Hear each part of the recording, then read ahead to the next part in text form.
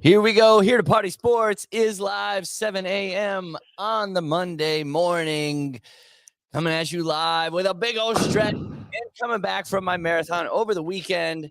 This lovely shirt was the race attire shirt that they gave you when you finish. I want you to take a good look. I don't know what the significance is, but it was on everything.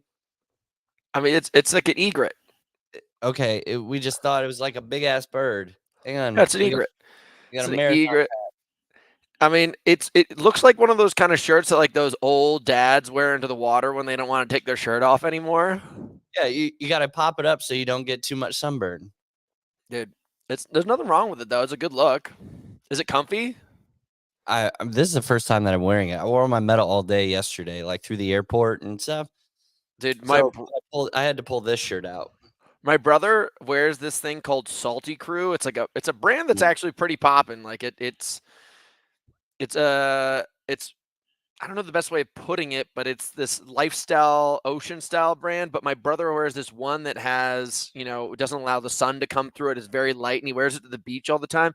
And my Yeah. brother's skin is the color of the white surrounding your screen right now. Okay. Like he doesn't age. He's a vampire. He's an incredible creature.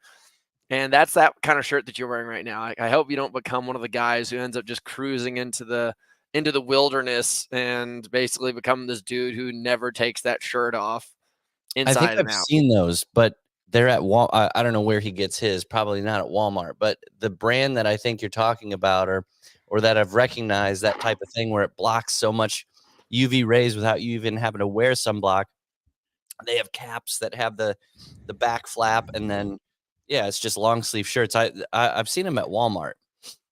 I don't know, as I've been getting older, if my body is less available or like it's less strong against the elements of the world, or just like time has been beating me up for so long that I'm finally breaking down, or I'm just literally pushing myself at limits that I've never been to before. But as I've been getting older, have had to become a lot more cognizant of what I do with myself, like the amount of time I spend outside in the sun, what I drink, what I eat, all this kind of stuff. Oh, fuck, dude, that dog goes off every single day. And I don't know what to do. Like, has that happened to you also? Just recognizing that you're getting older, so you have to kind of take it easier at times. Like, My do you neck, just I got to get new pillows or something because I messed up my neck again sleeping. Marshall Couples coming in with it. I thought egrets were all white, and Marshall, Calls them cowbirds. it's a picture, you dumb dumb. I don't know if any bird has bright blue head, half blue neck, and then a bright blue body. Look it up. I actually think they're called egrets, and then there's also it's a crane. It's a different kind of crane. We call them cowbirds down in Louisiana. No, I'm asking basically, like, do you like after this marathon, like, does your body like all messed up? When I come home from these trips, when I come home from these big ass trips and I just go balls to the wall, set a world record, all these things, I come home and I'm like, my body goes through something pretty serious. And now I have like a whole system when I come back here with the amount of supplements that I take, minerals that I take, like the skincare that I have to go through because I feel like my face gets all dried out and crusty. I see. Yes. I'm hurting a lot. Besides from my neck, I'm walking stiff-legged downstairs. I put two scoop and a half of builder in here. I'm gonna need to do some red light therapy. I'm hurting a lot after this marathon. I can swing the hammer harder than I ever have before, but it comes with consequences. Yeah. It's weird. It's weird, and I can't tell if it's because I'm swinging it so hard that it kicks back harder than ever, or if this is just what aging is. Because it took me literally, this is the longest it's taken me to recover from a trip this year. But that being said, I added it up. I've been to Europe 7 times this year. All within 2023? Yeah. Wow. Good. Think about it. We went, are this 6? I think it was either 6 or 7 because we went there in March. We went there in April. We went there in the summer. Then we went there for Birmingham. Then we went there just now. Oh, that's 5. Sorry. I don't know where But I you added the extra 2 on, but there's eventually be going guaranteed back. 5. What's that? You potentially might be going back. There's always a potential to go back. Dude, I have to go back in January. Yeah. Have to is the wrong way of putting it. I get to. Get to. I get to go back. You know what's a really interesting thing that's coming up is Kyle is turning 30, and he's Sweet doing a Kyle. 100-miler. We should probably call Kyle right now and get this data on. I'm just gonna call him so we can actually talk about this properly on the show. Well, I think if I set this up correctly, I got Bluetooth enabled. I think I can bring him in and you all can hear him on the show. If That'd be he will really pick cool. up my phone call. He doesn't answer my Kyle. text anymore. What's up? We're on the show right now, and we're talking about the 100-miler you're doing. We don't know what's the name of it. Oh, the Brazos Bend 100. The Brazos? How do you spell that? B-R-A-Z-O-S. BRACO. Brazos, B-R-A-Z-O-S, Bend, Yes. 100-miler. Yeah, there you go. And you're definitely doing this thing. Yep, signed up. Let's go. All right, he's in, guys. You heard it. All right, I'll call you back later. All right, bye. Let's look this thing up. This is sponsored by Brazers. The Brazo Brazer. No, I'm joking.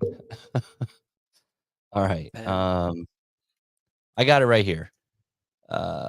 Share screen. Would you marry a porn star? No. Okay, No, just I asking. don't think so. I don't think Okay, I could. it's between the 6th and the 7th. Share screen. This looks like it's just in a park. Shia. 7 a.m. it starts. And what's the details on this thing? All right, here we go. Volunteer. Rescheduled. Well, that's The only January. hill is 10 feet. He's awesome. going to tear this up. It's a Western States qualifier. We need some course map details. Here's an interactive map. Have you ever done 100 miles at one time? I guess I technically did, but not. It was like in a mud run. The way Okay, these so are here's the set up course. is like he would run. I don't know. I'm going off of Leadville, but like he would run 50, and then you would pace him for the final 50, right? It's 6 loops of 16 miles. Okay. That's doable. And I said I would run one of them with him, which I'd be super pumped to do. So this is your first marathon, by the way? Yes. Yeah. How do you feel about it on a scale of 1 to 10? Scale of 1 to 10, I'm 10 super being like happy with you my were like so results. pumped. You Yeah, PR'd, you hit the time you I'm wanted. I'm happy with the results. The 10 goes for like happy that I completed, happy that I did the marathon, happy that I can say I check marked a marathon. 0 to 1 are my happiness on like running it like during the race and my thoughts about doing another marathon at any time. 0 to 1. That's how miserable you were? Yeah, I didn't like it. I like half marathons. The course was beautiful. I mean, we're running through neighborhoods and $1 million homes throughout these neighborhoods. And we finally got to run finally like the last, I'd say 3 miles through the resort itself, watching the pool area and you know, walking up to like on the trail that people would go out to sit by the pool and go eat for the day on the patio. But other than that, I was just running through a lot of neighborhoods. It poured down rain on us, but it was hot rain. I mean, it was like 65, 70. And, you know, the 1.5 mile walk up to where we needed to go because the buses weren't running quite as quick as what we needed to. But like the race itself, I got 9 miles in, ran with my friend for 9 miles. He took on off. I have my race splits right here, but he took on off and then I kind of settled in. I didn't hit like a wall at mile 20, but I did, start to get pain behind my calf muscle and quad. And just the final, like I'd say 10 miles of the race, 8 miles of the race, I was just like, when is this thing over? Like not enjoying it. But I will say that it made me appreciate what you do and doing marathons, after your run and bike as well. But I think I come to realize that I really like and enjoy training for half marathons, and I'll be doing that from now on. I get it. But I don't know if I'm doing any more. I don't know if I'm doing any more Ironmans. I got my tattoo. That's all I really was concerned about, that I got to complete it and got my 26.2 tattoo. So I'm kind of got a tattoo? Yeah. What? You want to see this? Yeah. You got a real one? Yeah. When did you do this? After the race. You really went and got that tattoo? Yeah. What the fuck? Yeah. I So literally. my girlfriend was there, Jen, cheering me on at the end. Cheering me on. It was great to have her there. And then my buddy Nick, we were staying at his house, you know, with his family. They put us up for the weekend. And after the race, we went out to like a ribs place. It was like a market that you could also, you know, take home seafood and type stuff. But we got ribs. And then after that, we had a 6 p.m. tattoo appointment, walked in, and we were the last customers of the day, found the font on the way there, and we got it printed. Quick question. Mhm. I got some things. You got so many questions, to be honest. Okay. When was the last time you went sober? Like no partying whatsoever. I mean, probably for the 8 weeks You were of the sober the fight. whole time? I stopped I defaulted 2 times. There was Jen and I's anniversary. No, yeah. And then one weekend when my dad came to town, we watched the Colorado game and we did some beers. But other than that, but officially, like no alcohol at all. Just like one glass of wine. I haven't done in I don't know how long. I was thinking about. I was talking to a company. I might do a sober January. Okay, we could do I that. might. It's really weird. This last trip that I was just over in Europe, it was the most like clean I've been in a long time. It just wasn't a party trip at all. Hmm. And I set the world record, and I was like, God, I'm not even trying right now. Like, I should see what the heck happens if I clean my act up January and February and just show up in DC and murder people. Oh, are you going to DC? I think I'm going to go to DC. I was looking about Vienna, but then just the amount of travel, dude. Like, for me, I was setting things up where I wanted to have these 8 weeks of 20+ hour training. Mm-hmm. And I only got 5 of them in because all of a sudden I had to go home for Thanksgiving. It went down. The week of London went down. The week after London went down. So it was just like in the week afterwards. So it was 3 weeks in a row where I just didn't have any volume of training. And I was like, I can't keep on doing this. Mm-hmm.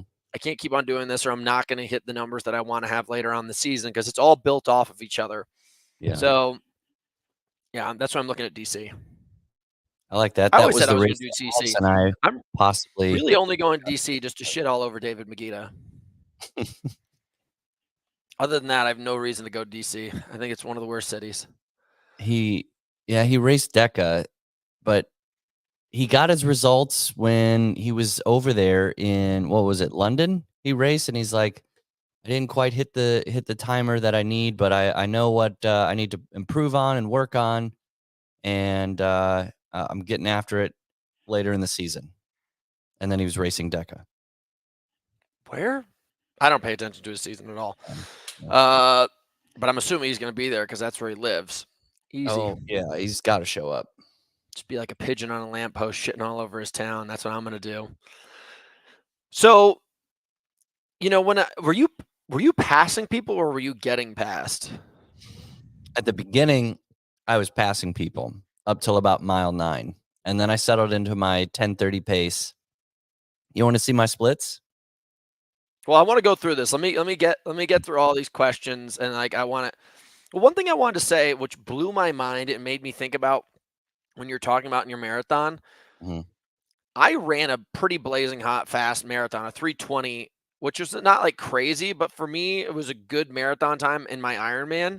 Yeah. And I was passing people like crazy, but it blows my mind how many people were way faster than me on the bike and the swim.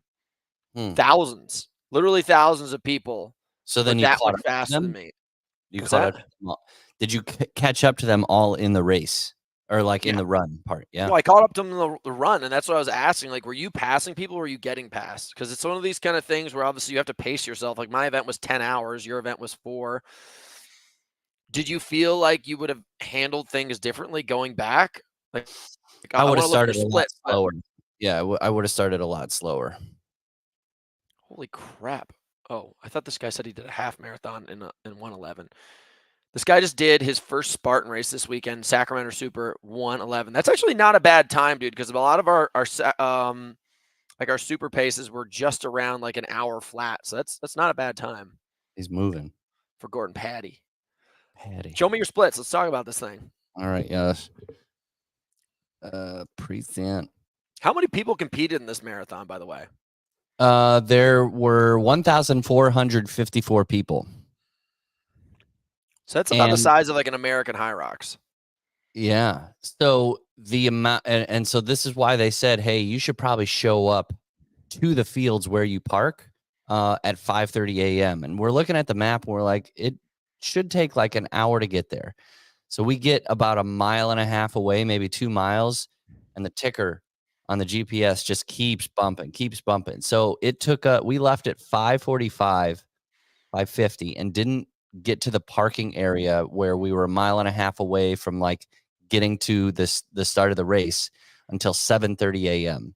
So all these people are coming in to the one point of the island on a roundabout, all funneling down, and it took us about an hour to go about a mile.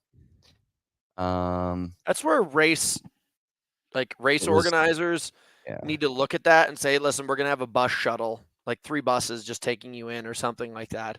But they needed to park way, way back because where they were having us park, it was a field, but it was too congested at that point anyway. Yeah, you don't want that. Okay. Do you know that Reagan ran a marathon last month? Do you remember? Did you see what her time was? I did not. No. She clipped you by like a good hour 20. Yeah, I bet she fucking clipped me hard. So you've got great pacing for the first 15 miles. You're within this like 1 minute range. The first 10 miles, you were within literally 3 seconds of your original split, which is really good pacing. Like that's very impressive. And then all of a sudden, it looks like around the 10 mile mark, you had a conversation with yourself. And then I'm assuming from that point on, you're like, okay, I can manage holding this pace. And then at the 20 mile mark, you hit a wall and something happened. And a lot of rain happened. They ran out of water. These are all excuses, but a lot of rain happened. I started to feel like shooting pain behind my knee and top of my quad. Yeah. So then you had that conversation with yourself and you're like, oh gosh. And then all of a sudden you're like, fuck it. I've only got 3 miles to go. And you just started hitting the gas pedal and you took a minute off per mile. Mm-hmm. What was the worst experience of the entire race? Like what was your rose and what was your thorn? What was your best thing that happened? What was the worst thing that happened? Seeing, my friends at the end of the race and Jen at the end of the race. So it made it all kind of worth it. And knowing that they showed up there, and it's like, am I going to continue to walk and waste their entire day, or like, am I going to get on my ass and keep moving? So it was like kind of the motivation of that.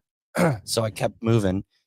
The thorn was just, I didn't know where I was within the race. And what I mean by that is if I can share this screen as well, it went crazy on the amount of just out and back. And then we were I'd say brushing shoulders with everyone in the race.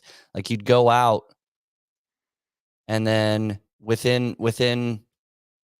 the area we would.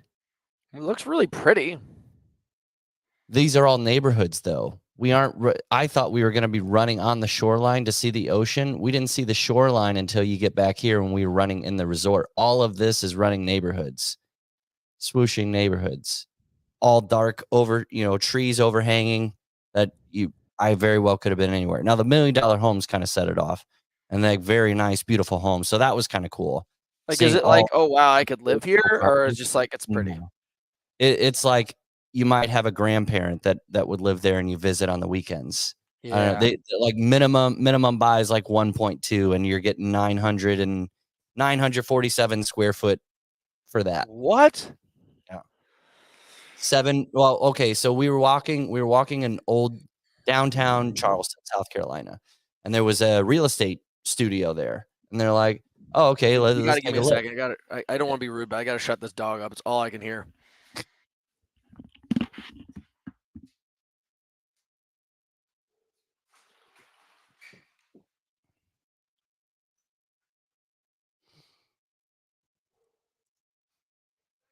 Pause.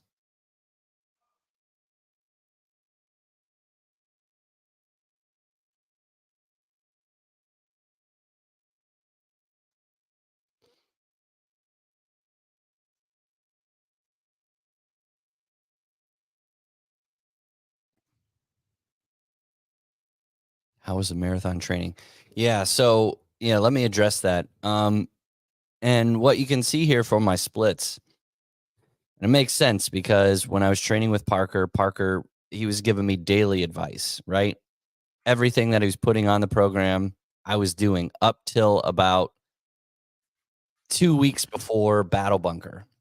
So what somebody asked, John Larson said, "How's your marathon training while you're doing the cut with Parker?" So I was doing it. Everything was good up till about a week before going out to Battle Bunker.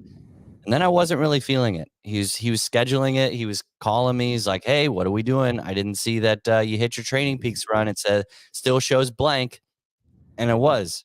And it would make sense if you look at my mile splits here, that I was still pacing pretty decent, 9:02, 9:39, 9:46 up to mile 15. Coincidentally, the furthest that I ran in training was 15 miles.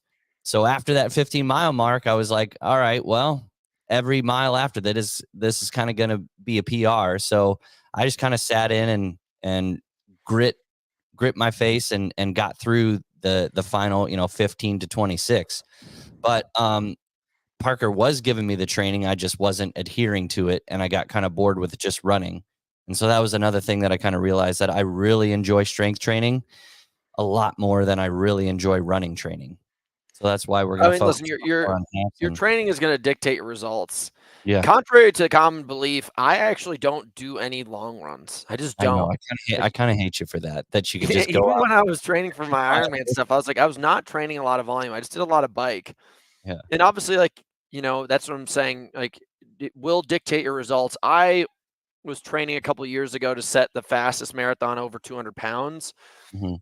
I think I did it wrong. I hired a coach, and I don't really blame him, but with my body type, and I think a lot of the training styles that I use, it was not good to have that much volume. If I could go back, like, I really right now think I could run a sub 240 marathon at my size, like today.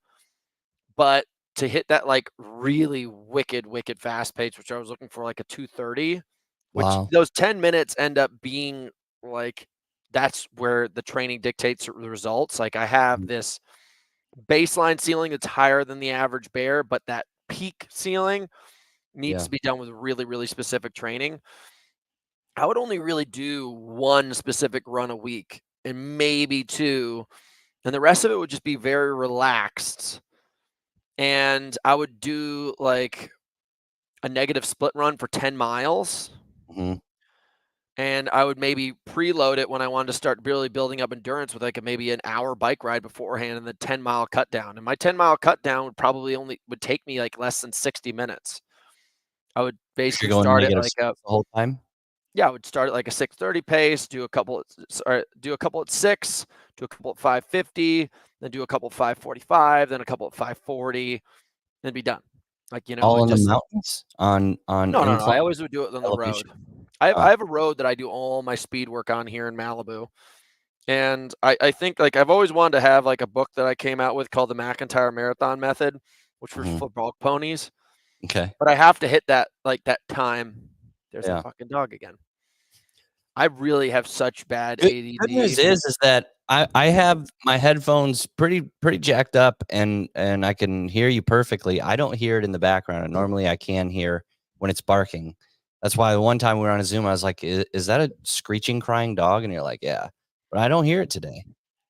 Well, these are actually very quality headphones, but they're not noise canceling. So I think I'm going to invest in noise canceling. If anybody wants to get me anything for Christmas, I'm trying to upgrade our podcast studio. So I want to get a better camera for you guys, better lighting. And like, I don't need to see myself in a better way, but I think for the presentation of what we're doing for our content and all of our live streaming, I want to get everything at a more high quality, and it will probably be the investment of like $1,000 on my behalf. You don't have to buy it for me, but that's what I'm looking to do. And I'm trying to sit down with a team. I may even move our studio to the other side. When I say studio, desk to the other side, and try to turn it into an actual studio in my guest bedroom. So figuring this stuff out. I hope Ryan's girlfriend's not listening to this podcast, but I'm trying to get Ryan to move to California so we can start to do bigger level productions. And every time I mention that, he gets real anxious. Yeah. Oh no, California, the best place on earth. Oh no, that sucks. Oh, what? It's sunny all the time, and everyone's like beautiful and nice, and it's just amazing. No, I couldn't. Oh, How are those homeless on the street going for you? You don't see them here in Malibu. That's why I don't go down to those places. Like, everyone is exiting California. Businesses, people, they're idiots. Residents are mass exodus of California right now due to. Is that Jared Beanbag Chair? Yes, Jared gave me some insight as to a local resident there, and he gave me 2 paragraphs full of like some insight and some thoughts onto why not to move there. It was very, very Here's informative. the thing: if you're going to live in the center of a city, Yeah, California is not it. If you're going to live the lifestyle where we own like houses up in the mountains and live in Malibu, it's it. okay. There's a reason why the richest people in the world still all pretty much live in California, because they've created a lifestyle for themselves where it's amazing. Now, for me, I basically live in California because I train so much.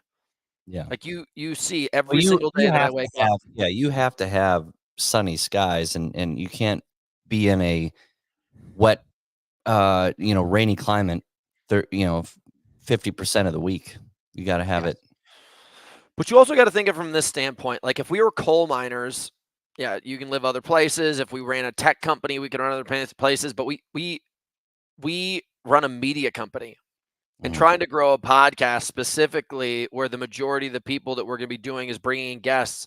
We literally have the biggest talent pool in the United States right at our fingertips. So we need to create a studio to bring these people in. I'm only doing this to grow our business. It's not because I need more friends in California, but now I will say there's I listened to this artist. His name is Mike Dot, formerly Mike Stud, and he and his film crew Kilmer, they have these cameras set up, and they are in different locations. He's in Malibu. I don't know where Kilmer is, maybe Nashville or something. But the video, and I talked to Alex about this, the videos that they do have set up, it gives a full studio type look. They are in front of their desk, but gives like multiple camera angles looking back and forth when he and Mike are talking. And it looks as if they could be in the same room because of the headshot, waist and above of what they're doing. But they are in 2 different locations. It'd take a little bit more production as far as like putting a different style camera in front of where I'm sitting at, but it does give a studio feel. Yeah, I may try to get the space. It's complicated. I don't know what to do. I think that what we're doing, like, I don't know if you guys have heard this and you guys have been fans of what we've been doing, but we have rebranded our business to Here to Party Sports, and everything's changing. Like, that up right corner that says Morningwood Radio goes to Here to Party Sports. Like, everything is switching over, and it kind of activates January 1st.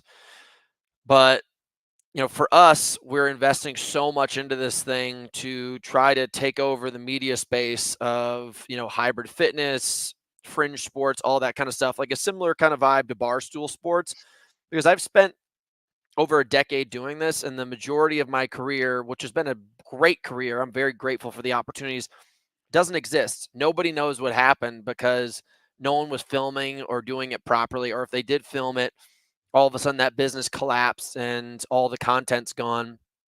And we want to create this space to be one of the biggest in fitness, if not the biggest. And there's a ton of opportunity. So this podcast, we only really started a year ago, and now we've grown tremendously. And like the amount of views that we get on YouTube and all of our other outlets, it's awesome. So it's obviously effective. But I think with that level of growth, we have to invest and change the style that we're doing. And we just recruited these girls. They own a podcast called Bar Talk. So it'll be kind of like a female entity of ours. We're going to interview them later. There's a lot of cool stuff coming on. That is actually later in the day today. We got to go full game show style, says Victor. Okay. Victor, if I guess you have a podcast too now, just in your show notes, if you guys could just put, just so we could have some clarity, what are some of the things in this industry that you think is missing from the media presence? Because right now we cover a lot of high rocks, like ambitiously. My main goal is not to really only talk about high rocks. It's more so to talk to like athletes, super high performers, super high, entrepreneurs and people that are in this space trying to grow it and get to understand how they started, where they started, why they started, and where they're going. We want direction because obviously the consumer is the most important aspect of this. Like we have our aspirations and our opinions, but obviously crowdsourcing is a pretty fun way to get information out. Look at this. I credit Little Hunter the inspiration running my first race. Jared, appreciate the note. I do miss Spartan race. Jared, I don't know, Jared, you could type in here, but I'm pretty sure that your picture that you just put on your story was you running a Spartan race this weekend, right? I'm a little bit behind on checking up, but he had a full on Spartan headband ready to go hard at it. You know what's really interesting? This John Larson guy just said that we need to have scientific experts coming on like Galpin and Huberman. It's very interesting how there's this whole market for these guys now, these super high level scientific people. And then I'm in the business of selling products to people now. I'm no longer just an athlete, and I'm connecting with people all over the world who are buying our products and everything. And these people who are our consumers, for the most part, don't understand anything. So there's people like this guy, John Larson, that wants to hear from Huberman, but that's like less than 5% of the wedge. Everybody else is just clueless. I would love to be more scientific and nerdy. If you look in the corner over here, like I have degrees on sports nutrition and exercise science, and I know all about the stuff, but then when I start talking about it, no one seems to understand it at all. Like the biggest thing that I don't get is with our products, like Strength X2 or Pre-Power, even our hydration drink, people don't get it at all. So they're like, why would I want to take creatine? Or I'm like, well, how many days are you in the gym? They're like 5 or 6 days. I'm like, how many days do you lift weights? I'm like 3 or 5. I'm like, how often are you getting stronger? They're like, well, I've been kind of like, I'm like, dude, it's amazing the amount of focus that these people are putting in, but have such just a disillusioned idea of how it actually works. Like I know so many people that are training all the time and not getting better. And a lot of it just has to do with knowledge. Like if you guys were a little bit more empowered with knowledge, the opportunities that you'd have would be like much better. Like when you first started, Ryan, what you started like was your first connection with what the hell am I trying to say? Like Thanks fitness? for the tip. Cy, 99-cent tip. That's right, dude. Show him some nip. Show him some nip. What was your first ever program that you got involved with? I want to say Todd Durkin's Impact Plan is either that or like P90X3. Okay, so from there, did you really understand nutrition or anything? Like, how did you gain information there?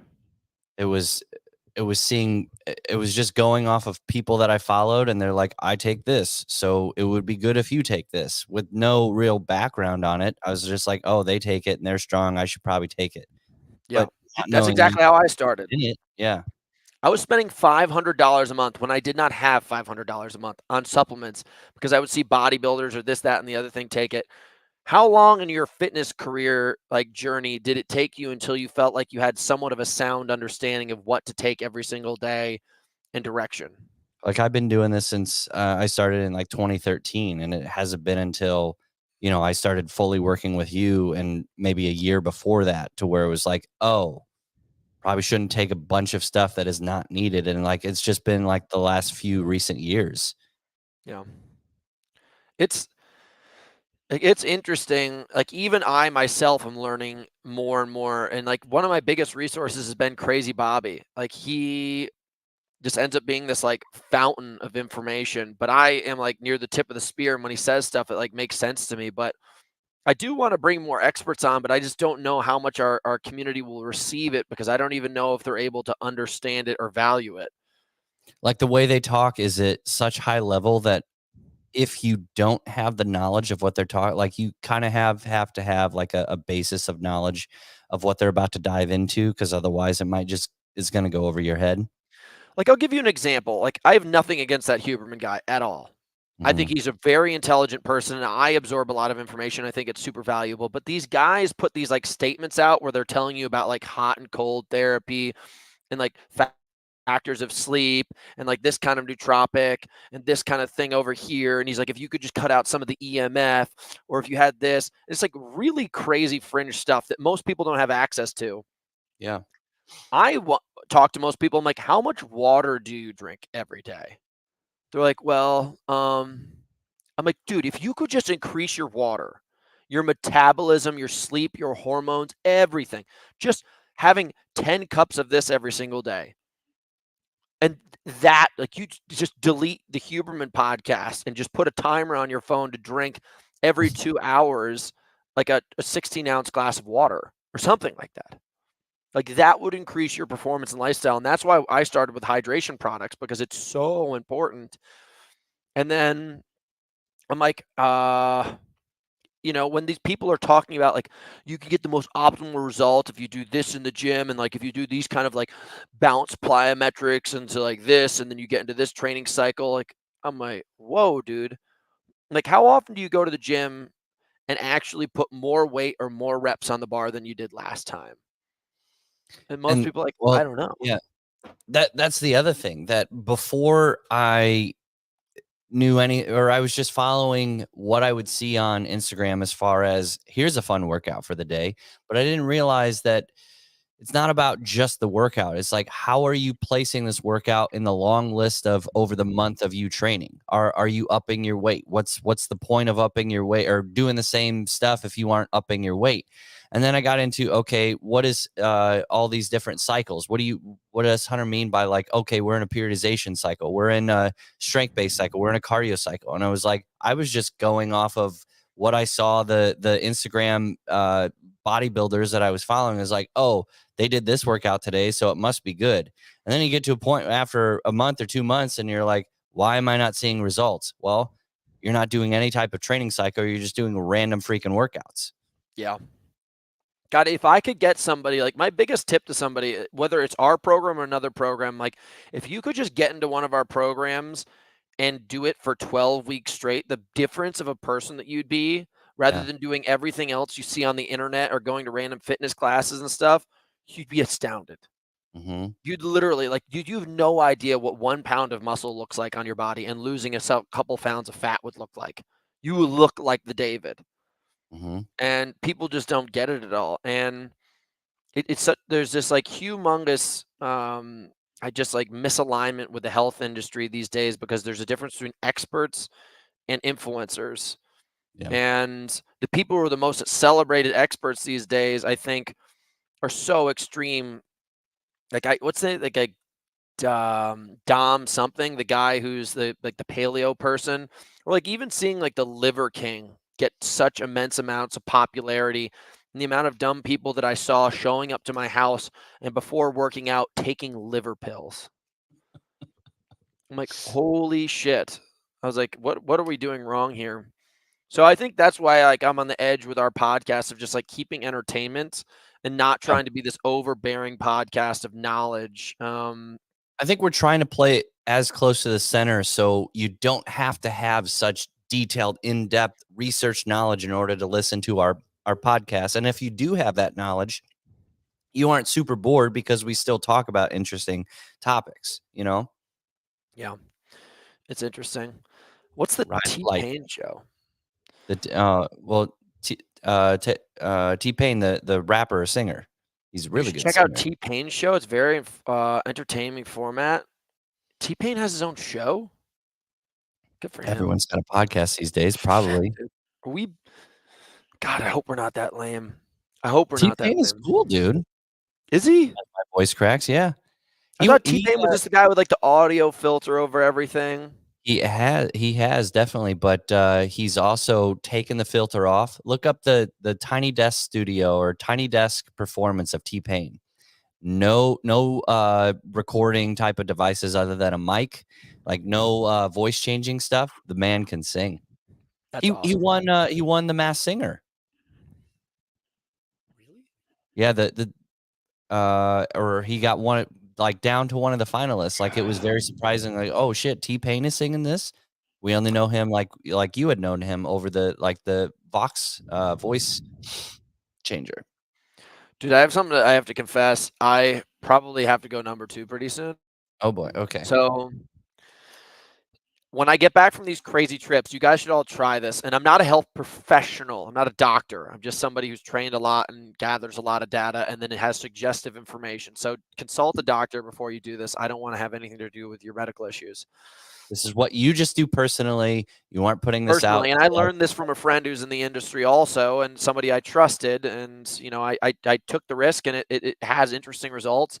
I go and get Phycelium husk, and I think I've told you about this. Okay. It's like a very fibrous thing. It comes in a powder. You put it in water, like 4 to 6 tablespoons, big heaping spoons worth. You stir it up, and it turns into quicksand within literally like cement within 10 to 15 seconds. So you have to stir this thing up, and it's like, let's just say like a third of the cup down to here, and it just starts to soup up, and then you just chug it really quickly, and then fill up half the cup and chug it down really quickly. It goes through your whole system of all that shitty food you just were eating, traveling, all that nasty stuff, and drags it out of your system. Drags it out. It's like literally like a Brillo pad that just sucks through your intestinal line. And I'll do it when I get back from these trips, and I can't even begin to tell you like what happens. And I'm not going to get graphic about this, but you have a childbirth the next morning, and the stuff that comes out and the smell that comes out is crazy. I'm not trying to be like inappropriate. I'm just letting you know, if anybody's interested, if you guys want to talk about this scientific stuff, clearing your digestive tract after like periods of time, like fasting and things like that, is an interesting way to respond and play around with your health. And I can tell you, dude, like after every single trip I come back, it takes me about a week to adjust. I do a couple things, and the amount of difference that I have, like I think I've been promoting my buddies for a week. Yeah. The person that I was when I got back versus what I do now. Yeah. Like my buddy Hobie Call has this company. I'm sure you've heard this like buzzing all over the internet as Shilajit. It's a mineral paste that's basically like from like thousands of years of like broken down vegetables, like basically like plants and stuff like that, and it gets pushed through the mountain. It's what I call mountain jam. And it's like very, very dense mineral fluid that like really helps your body absorb iron, like all of these things, and fixes it. And I can take that for a couple of days. Also, I do my whole shit cleanse that, and I just am like back in alignment, like buzzing. That's something you guys should all check out. And really, like I'm starting to feel like myself again for the first time in 3 or 4 weeks. Good. How long do you think it will take you to recover from your marathon, if you had to guess? The way I'm walking down these stairs, probably not good. I'll probably give it till probably Thursday. My legs, I'm going to do some red light therapy. That'll bring me back. Yeah. I should be good by Thursday. I'll be running again. I'm going to take today off, do some stretching. My formula for success after big, like really challenging things like this is 3 to 5 days of walking, like 2 days of like absolute rest, nothing, 3 to 5 days of walking, and then a following week of very like lightweight bodybuilding and bike. If you can follow that formula, it's about a 10 to 14 day formula, you will be back where you were before. So rest and stretch today. Tomorrow. About walk. 2 days of this. Mm-hmm. Then Well, start 'cause walking. Ken and I were walking downtown old school Charleston, South Carolina yesterday, and I was hobbling like a old crotchety man. I couldn't walk. Yep. So I guess that was Yeah, my you day need to one. start Today's moving the day two. system again pretty quickly Okay. without aggression. Hydration, super, super key. Like you're trying to get your inflammation down. Yeah. Builder with the amino acids in there, be like muscle repair. So you're just fixing yourself. Another really, really key factor. You don't really need to be taking Advil and all that stuff. I think that it's unless you have like a really bad acute injury. Like let's just say you like have an Achilles strain and that kind of stuff, then this formula is not really going to work. You should just be on the bike and you can take some Advil and stuff. But moving the body sooner than later, rather than waiting a period of time, it will make it so much easier to get started again. Because a lot of people will just take all this time off, and then next thing you know, it's very hard to get started again. Mm-hmm. Like I did Ironmans all summer long, and I just kept on consistently moving. And you guys just saw that I set a world record because I just kept on moving rather than having like really sedentary periods of time, which I've done before. And I've already set the world record way ahead of schedule.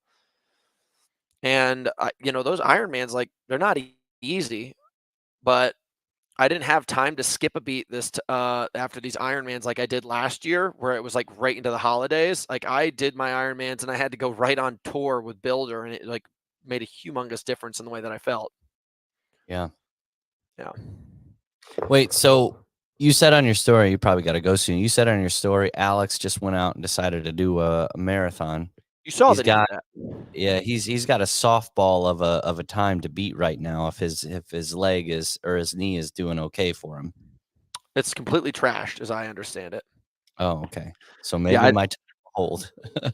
I think that his is entirely trash, but like my challenge, I mean, Alex is the kind of person that like you don't have to put a gun to his head. You say do it, and he'll start right then and there. Yeah. I would really like to see Alex drop in and nail like a really serious time and start this battle up. Like I'm wondering like what's up next for you guys, because we have LA this coming weekend. You're obviously not coming, but maybe Alex might just jump in. I would really like, as long as his knee heals. I was thinking DC mano y mano, Ryan versus Alex, High Rocks. Open category. Yeah. You know what we should try to do? Caleb's coming in this weekend. Maybe we can get Caleb and Alex to do a doubles with each other. That would be cool. I'd put him up between me and my buddy Craig that we did doubles this last time. That'd be pretty good. Hunter McIntyre, UK versus who's commenting? Is it Alex? I never know who's running our system. I did not is going on right now? Media team doubles. Okay. I would really like to see Cy and Max, and then Alex and you go against each other. Has anybody heard from Dylan, by the way? He's just doing box squats. He was uploading workouts yesterday. Is he alive? I think so. Yeah. I talked to him when I got to the airport at baggage claim. I like this. Cy and Max versus Ryan and Alex. That would be very competitive. I think Max is a pretty good athlete. I know Cy is astoundingly strong. Like very, very strong. So if he could keep it together on the runs, that'd be really, really good. I'm willing to set up a tournament. I think we all are going to end up going out to Nice for World Championships, and you guys would have to qualify, but that'd be super dope to watch you guys race doubles there, and then we just party hard. I'll rent us a place there for a week, and we just go savage. Okay. I know you guys are all listening to the podcast, so it'd be dope to have you. I really have to use the restroom, but things I just want to get over right now is we're considering Sober January. If you guys want to up this challenge, like it's something we might do where basically we send a package to your guys' house with some opportunities to be involved with what we're doing with Sober January, some challenges involved, and see how fit we can all get. Another thing that I want to put out there, guys, is it's the end of the year, start of a new year. So we allow a certain amount of people to come into our program, which is called Academy, which is one-on-one coaching. And if you guys are interested, just go to housetraining.com. There's an academy button. You can apply there. Like we've had a lot of people just apply because I posted a link up, but we're going to send out all the emails this week. And other than that, guys, like the things that you want to know about what's going on with our company is, Builder, I'll be honest, we sold out of almost all of our stuff. Strength X2 in the UK is gone until like early spring. Just takes a while. We didn't know it was going to sell out that quick. Sorry. Another thing to mention is, we are about to launch the Ultimate Engine. If you guys are just looking for like a basic plan to follow, which I said, like if you just do something for 12 weeks, the amount of difference you could have, the Ultimate Engine is our best program. We build up to it so that people can like get ready for it, but even beginners can do it, and we can explain to you guys how the volume works. But it's the most effective kind of program that you can have out there for for high rocks. We do all of our training in pro towards high rocks. And it's experience that I've had. Like I started this sport 5 years ago. I ran a 60-minute high rocks, and now I hold the world record at 53 minutes and 22 seconds. So I've used this and I found the formula, and I give everybody the honest answers. Like there's different levels to this game, but if you want to increase your level, you have to pick the program that's really the best at doing that. And we've created an amazing program that's affordable for everybody. Other than that, guys, like Here to Party Sports is our media outlet. Like if you guys want to check out anything we're doing, podcasts is under Here to Party Sports. Our YouTube is popping off. We've got all the best content when it comes to educating, motivating, and dominating all the fitness racing scene, specifically high rocks, because that's what I do. And our team's always available to give you guys as much information as possible when it comes to this stuff. So please reach out. I'm going to end with this question.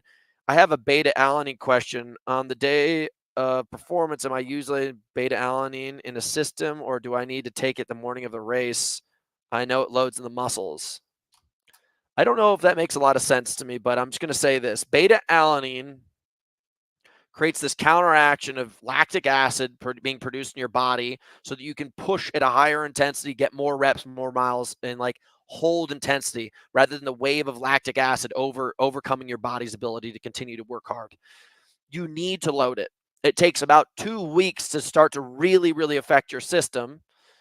And then beyond that, you're continuing it, and it allows you to train at that higher intensity. And because you're training at a higher intensity, your body's making adaptations at a higher intensity, and it's able to continue to grow at a higher level towards your goals. I'm using beta-alanine all the time. In this sport, unless you're completely in off season, if you're not on beta-alanine, you're being an idiot. It's such a cheap product to take, and it gives you guys, like if you even think about just like the 1% factor, and it's like if you think about it, in an hour, you're looking at 3,600 seconds. Is that correct? 60 times 60? Yeah, 60 times 60. So an hour-long race is even 1% is a massive amount. Even a 0.05%. Like it's one of those kind of things where it makes a difference, especially if you're one of those kind of people that's trying to qualify. Very affordable, very effective. I think beta-alanine, even if you don't like our company, just go get the stuff. I think what he was saying is he's building it up. It's in his system. So is it even needed on the day of the race because it's already built up in his system? It metabolizes in your system. As you're moving, your body's eating it up. That's why you have to keep on taking it. So the investment wise it's worth it. I ask because it makes me a little nauseous, and I like to take it with food, not right before the race. Most effective is 30 minutes before the workout. Everybody's a little bit different, and that's why we say, like, these are only suggestive terms. Like if you guys have something that's a little bit better for you, so be it. It's already in your system, but it is the most effective to take just before you work out. So I will sometimes like mix it where I take my product and then I have some orange juice because I need the sugar as well. Just a tip, baby. Brian, you all good? Yeah, we're going to be here later today, 4 p.m. Pacific, 7 p.m. Eastern with Bar Talk Radio. Bar Talk. And all right, guys. Sports. We're over now. I'll see you in a bit. Later.